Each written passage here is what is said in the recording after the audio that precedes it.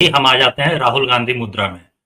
राहुल गांधी मुद्रा में इसलिए क्योंकि वो आजकल संविधान लहराते हुए पाए जाते हैं। मेरे पास वैसा महंगा वाला 800 रुपए वाला संविधान नहीं है या संविधान की प्रति नहीं है। तो हम संविधान सीधे सीधे नहीं लहराएंगे, हम संविधान की सिर्फ याद दिला देते हैं, हम जो उसके अनुच्छेद हैं वो याद दिला देते हैं। देखिए, भारतीय मंदिरों पर जो कब्जा होना शुरू हुआ था वो आपको पलासी की लड़ाई के तुरंत बाद होता हुआ दिख जाएगा। जो अंग्रेजों के जमाने का जो बैटल ऑफ पलासी जिसको कहते हैं, उसके तुरंत बाद आप देखेंगे कि हिंदू मंदिरों पर कब्जा जमाना शुरू हो गया था। क्यों शुरू हो गया था?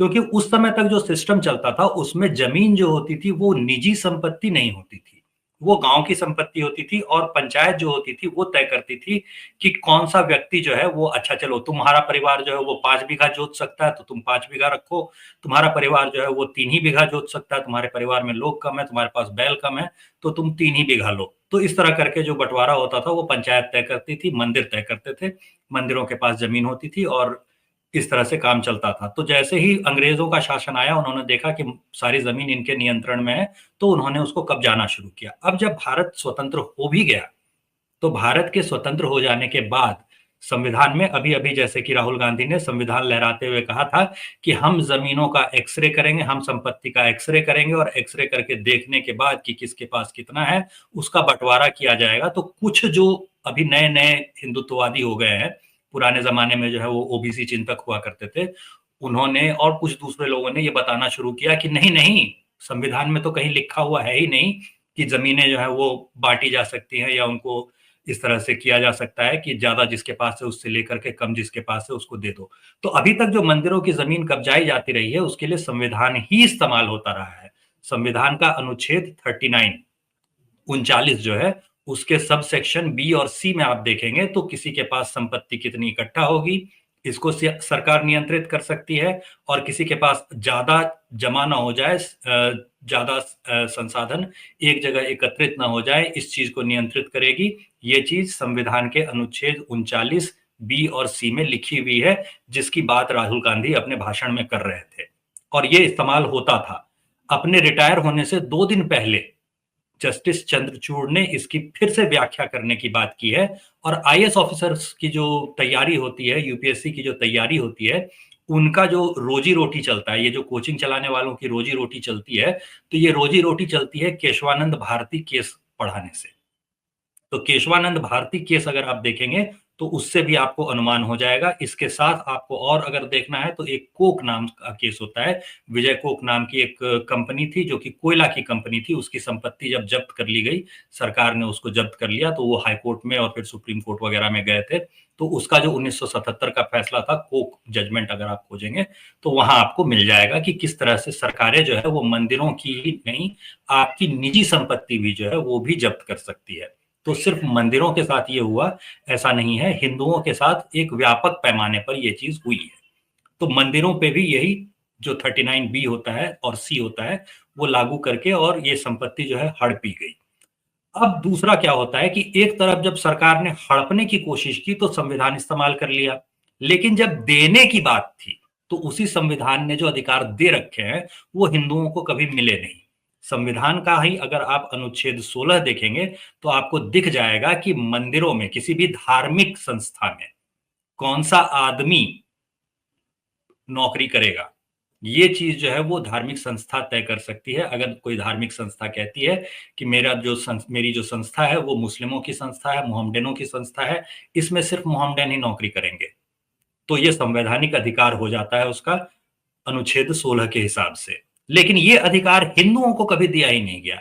इनकी छाती पर चढ़ के ये बैठ गए और छाती पर बैठ करके मुंह दलते हुए ये हमसे कहते रहे कि मेरी ही वजह से तो तुम आराम से लेटे हुए हो, अब बैठ करके तुम मेरी छाती पर मुंह दल रहे हो, ये बात कभी हुई ही नहीं। तो ये जो संविधान अनुच्छेद 16 है, उसके हिसाब से भारतीय मंदिरों को ये अधिकार है कि हिंदू मंदिर है तो भाई धार्मिक संगठन है, इस धार्मिक संगठन में सिर्फ हिंदू रहेंगे नौकरी पर, ये अधिकार हिंदुओं का संवैधानिक अधिकार है। अगर इसे छीनने की कोई कोशिश करता है तो उससे आप कह सकते हैं कि बाबा साहब अंबेडकर ने जो अधिकार हमें दिए थे वो तुम छीन रहे हो, लेकिन ऐसा हो नहीं पाता। ये 16 सबसेक्शन 5 होता है, अनुच्छेद 16 का जो सबसेक्शन 5 है, पांचवा सबसेक्शन है, उसमें ये साफ साफ लिखा हुआ है, लेकिन ये अधिकार मंदिरों को कभी दिए नहीं गए। तो अब मंदिर जो इसे वापस लेने की कोशिश कर रहे हैं, तो जैसे ही, और चूंकि अब विपक्ष ने संविधान की बात शुरू कर दी है, राहुल गांधी संविधान फहरा रहे होते हैं, अंदर भले ही खोलने पर वो सादा निकलता है, तो वो जो सादे पन्ने आपको मिलेंगे, तो सादे पन्ने वाला अगर संविधान आपको मिल जाए तो उस पर कम से कम अनुच्छेद 16 सबसेक्शन 5 लिख लीजिए, अनुच्छेद 39 बी और सी लिख लीजिए और देख लीजिए कि वहां क्या लिखा हुआ है, तो थोड़ा सा सुविधा होगी। खाली संविधान का ऐसे आप क्या करेंगे, तो वहां से आप पढ़ना शुरू कर सकते हैं। देखिए, अब चूंकि हम कानून वगैरह पे थे तो कानून पे ही रहेंगे। कानून पे एक बार हम लोग फिर से चलते हैं। अभी देखिए कि जो हम लोगों के ऊपर दबाव बनता है, हिंदुओं के ऊपर जो दबाव बनता है, तो जो तथाकथित सेक्युलर संस्थाएं हैं वो दबाव बनाती हैं। कैसे दबाव बनाती हैं उसका उदाहरण देखिए कि आर्य समाज के मंदिर से जो आप शादी करते हैं और उस शादी का जो सर्टिफिकेट लेते हैं, तो उधर की साइड जब आप जा रहे हैं, स्वरा भास्कर जैसे होते जा रहे हैं, तब आपके पास पूरी छूट है। आपको कोई मौलवी जो है, कोई मौलाना जो है, वो मैरिज का सर्टिफिकेट आपको दे सकता है। वो आपके निकाहनामे पर हस्ताक्षर कर दे तो आपका निकाह हो गया। लेकिन यहां क्या होता है, तो अभी अभी इलाहाबाद का जो हाईकोर्ट है, इलाहाबाद का हाईकोर्ट जो है, उसने सितंबर में एक फैसला दिया है। इससे पहले अगस्त में दिल्ली का हाईकोर्ट ये फैसला दे चुका है कि जो आर्य समाज से आप शादी करते हैं और आपने सर्टिफिकेट ले लिया, मान लीजिए किसी हिंदू युवक ने किसी मुस्लिम युवती से शादी कर ली, और जल्दी से शादी करने का एक ही उपाय होता है कि घर वालों से बचकर भागना जब उन्हें पड़ गया, तो वो गए किसी आर्य समाज मंदिर में और उन्होंने वहां विवाह कर लिया। तो इन दोनों संस्थाओं ने, इन दोनों हाईकोर्ट्स ने कहा है कि भैया ये जो सर्टिफिकेट है ये जाली है या फर्जी है, ये तो पता ही नहीं चल रहा। और 2022 में सुप्रीम कोर्ट ये कह चुका है कि आर्य समाज का जो मंदिर है उसे कोई अधिकार नहीं बनता कि वो मैरिज सर्टिफिकेट देता फिरे। तो भैया, अगर मंदिर में शादी नहीं हो सकती, वो सर्टिफिकेट नहीं दे सकता शादी का, तो फिर शादी का सर्टिफिकेट दे कौन सकता है? ये एक बड़ा सवाल बनता है। लेकिन इस सवाल पर सेकुलर संगठनों ने कोई जवाब नहीं दिया है, अभी तक कोई इस पे बातचीत नहीं हुई है। तो आपके पक्ष से आपकी टांग जो है उसमें रस्सी बांधी जा रही है, और आपका एक हाथ आपके पीठ के पीछे बांध करके, और उसके बाद आपसे कहा जा रहा है कि हाँ ठीक है, अब मुकाबला करो। तो ये जो स्थिति बनती जा रही है, इस पर भी हम लोगों को गंभीरता पूर्वक विचार करना होगा, एक बार सोचना होगा। और इसके लिए हम हमेशा दर्शकों से कहेंगे कि हमारे जो दर्शक हैं, हमारे जो श्रोता हैं, जो हम लोग को देख रहे हैं, वो लोग, आपको कमेंट में जगह दिखेगी, एक बार विचार करके देखिए कि आपके जिले में, आपके शहर में, आपके जो गांव है या आस पड़ोस का जो इलाका है, जो भी जिला जवार जहां भी आप रहते हैं, वहां पर अगर धर्म परिवर्तन करवाना हो, यानी कि किसी की घर वापसी करवानी हो, कोई मुस्लिम हो गया था, मतलब स्वरा भास्कर जैसा जो कोई है, वो अगर कहीं दूसरे पक्ष में चला गया था, उसे हम वापस लेकर के आना चाहें, तो किस संगठन के जरिए कैसे हम करवा सकते हैं? क्या इसकी आपको जानकारी है? क्या ये जानकारी आपने लेने की कोशिश की कभी? कभी ये जानकारी जुटाने की कोशिश की है? अगर है जानकारी तो वो भी लिखिए, अगर नहीं जानकारी है तो वो भी आप एक बार लिखिए। और एक बार आप कमेंट्स में जैसे ही देखेंगे तो आपको अनुमान हो जाएगा कि ये जो धर्म परिवर्तन वाला मसला है, इस पर हिंदू जो है वो अभी तक चेता नहीं है, सावधान नहीं हुआ है, और ये बहुत बड़ी समस्या है।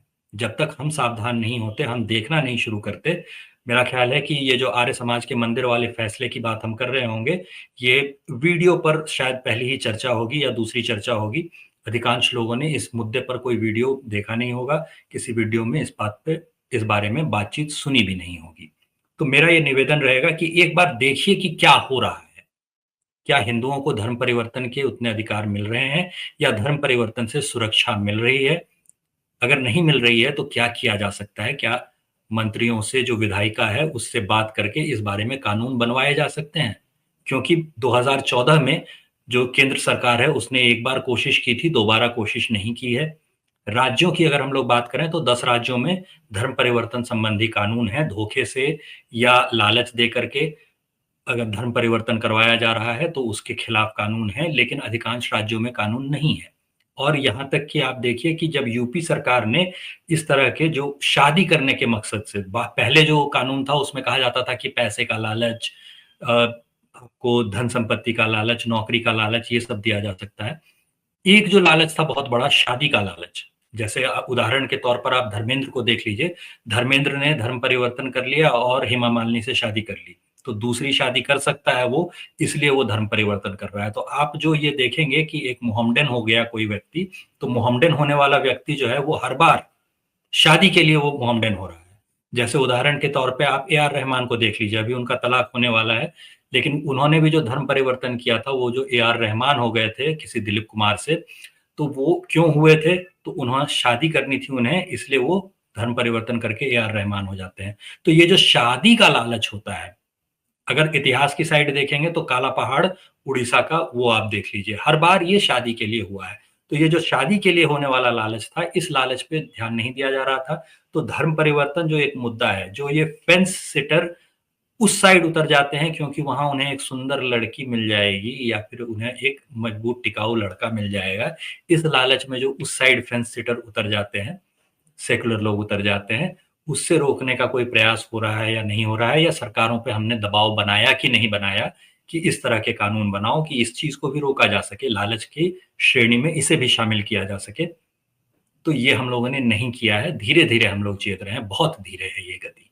तो इसको हम लोगों को सुधारना होगा। जी। स्वरा भास्कर और मामले में ये भी याद रखना।